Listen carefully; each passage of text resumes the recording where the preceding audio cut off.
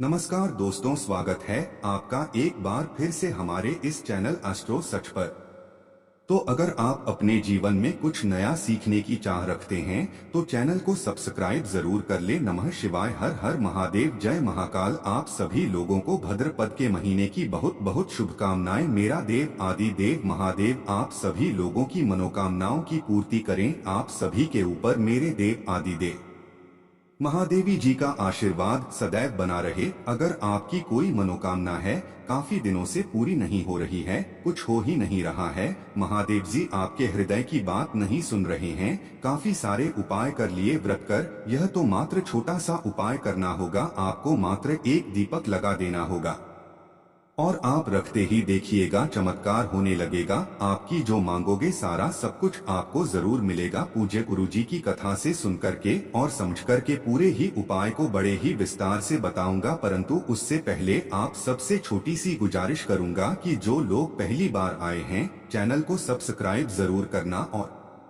Video को like करके महादेव जी का कोई सा भी प्यारा नाम कमेंट बॉक्स में लिखना मत भूलिएगा, ठीक है ना। इस पूरे वीडियो के अंदर हम लोग 3 माह उपायों के बारे में बात करेंगे जो कि आपकी मनोकामना पूर्ति से संबंधित होगा, जिसमें आप जो भी आप चाहते हो वो आपको मिलेगा। साथ ही साथ बीमारी से संबंधित अगर आपकी परेशानी है, कुछ अलग ही तरीके की परेशानी है, वो भी परेशानी आपकी खत्म जरूर होगी। सबसे पहले बात करते हैं पहले वाले उपाय की तरफ। ध्यान से सुनना, समझने की कोशिश करना। पहले वाला जो उपाय है ना, ये के लोगों के लिए है अगर आपके घर में काफी सारी समस्याएं चल रही है और समस्याएं खत्म होने का नाम ही नहीं ले रही है, एक के बाद एक परेशानी आपके जीवन में आ रही है, तो समस्याओं से अगर आप झूठ नहीं पा रहे हो तो एक छोटा सा उपाय करना। इस वाले उपाय को आप किसी भी विशेष दिन कर सकते हो। विशेष दिन करने का मतलब यह है, या तो आप सोमवार के दिन कर लीजिए, अष्टमी के दिन, प्रदोष के दिन, शिवरात्रि के दिन, पूर्णिमा के दिन और अमावस्या के दिन, उन दिनों में इस वाले उपाय को जरूर करना चाहिए, ठीक है। सबसे पहले आपको क्या चाहिए, एक लोटा शुद्ध तांबे का चाहिए जिसके अंदर आपको अपने घर का शुद्ध जल भर लेना है, ठीक है ना। और इसी के साथ आपको तैयार करना होगा एक दीपक। भैया ध्यान से देखना, ये जो दीपक होना चाहिए यह होना चाहिए मिट्टी का दीपक। इसके अंदर जो बत्ती लगेगी वो लगेगी गोल बत्ती, लंबी मत लगा देना, काफी लोग गलती कर देते हैं। और इसके अंदर जो भरोगे वह भरोगे माता का भी, ठीक है ना, गाय माता का भी भरना है। इस तरीके से एक दीपक तैयार कर लेना, जलाना नहीं है। अभी जब मैं बताऊंगा तब आप जला देना। कब आपको जलाना होगा, इसे लेकर के प्रदोष काल में आपको पहुंचना होगा। कहां पर, बेलपत्र के पेड़ के ने यहाँ पर और बेलपत्र के पेड़ के नीचे प्रदोष काल में जो व्यक्ति एक दीपक लगा देता है न, एक दीपक इन खास स्थितियों पर या तो हर सोमवार के दिन कर लो, या फिर हर अमावस्या के दिन कर लो, या फिर हर शिव के दिन, या हर प्रदोष के दिन, जो व्यक्ति एक घी का दीपक मेरे देव आदि देव महादेव जी के लिए बेलपत्र पटरी के पेड़ के नीचे लगा देता है न, उसके जीवन में कभी कोई बड़ी परेशानी पैदा नहीं होती है। अब मैं आपको इसी दीपक का एक बहुत ही बढ़िया उदाहरण, जो कि गुरुदेव ने अपनी कथा में बताया था, कि अगर कोई मेरी माता बहन स्त्री कोई भी ऐसी हैं जिनके बच्चा नहीं हो रहा है या फिर पुत्र प्राप्ति की इच्छा करती है और उनके गर्भ में बच्चा ठहर ही नहीं रहा है, तो गुरुदेव ने एक तो सफेद आंकड़े की जड़ वाला उपाय, जो मैंने कई बार आपको बता दिया। मैं कल या परसों ही एक कथा सुन रहा था जिसके अंदर गुरुदेव ने बहुत ही अचूक उपाय बताया, ध्यान से सुनना है।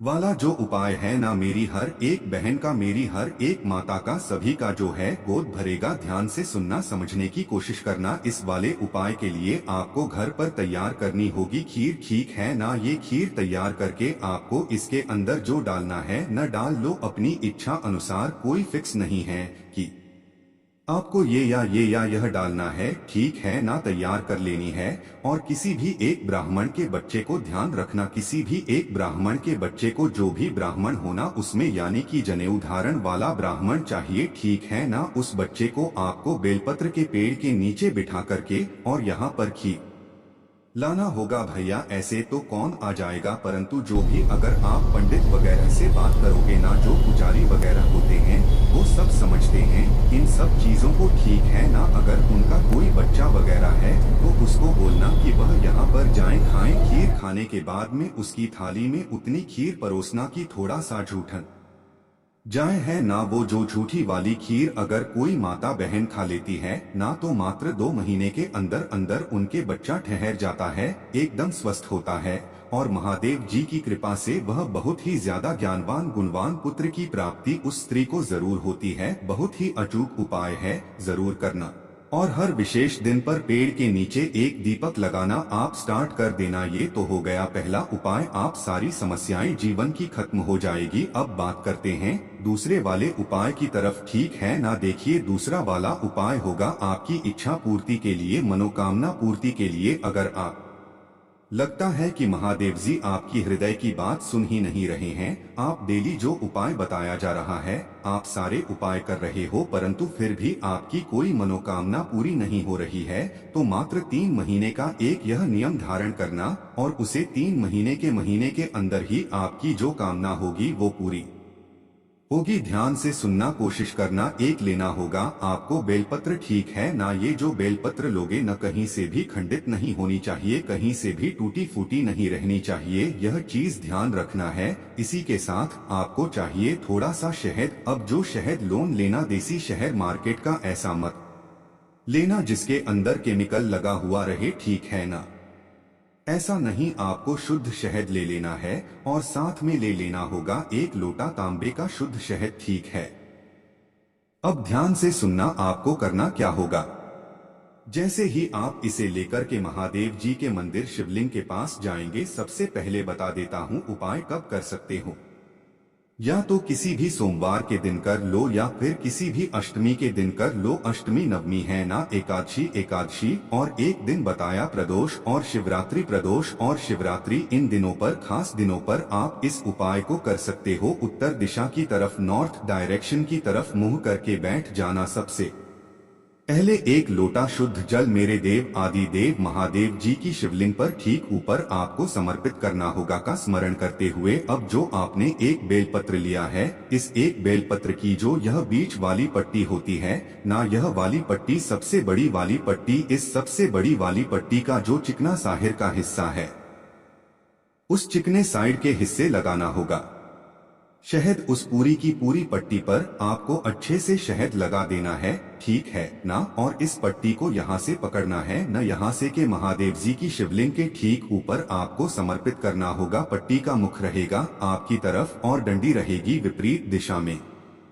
इस वाले उपाय में ऐसे आपको समर्पित करना है, ठीक है। इना जिधर शहद लगाया है न, वो शिवलिंग से होना चाहिए। जैसे ही आपको समर्पित कर दें, इसी पट्टी के ऊपर आपको अपने दाहिने हाथ की रखनी है, और आपकी जो भी मनोकामना है न, वो पूरी बोल करने के लिए महादेव जी से प्रार्थना करना। अब इस वाले उपाय को करने का एक तरीका, ध्यान से सुनना। अगर आपने सोमवार का दिन फिक्स किया है न, तो आप हर सोमवार के दिन 3 महीने तक इस उपाय को करना। अगर आपने अष्टमी करा है तो आपको अष्टमी तिथि के दिन ही इस वाले उपाय को करना है। अगर आपने एकादशी चूज किया है तो आपको हर एकादशी के दिन इस उपाय को करना होगा, और प्रदोष का दिन चूज किया है तो प्रदोष के दिन करना नियम है। हर एक उपाय करने का आपकी जो भी काम न होगी, मात्र 3 महीने के अंदर अंदर आपकी सारी मनोकामनाएं पूरी जरूर होगी। ये हो गया दूसरा उपाय। अब बात करते हैं तीसरा उपाय की तरफ, जो कि सबसे अचूक और सबसे सिंपल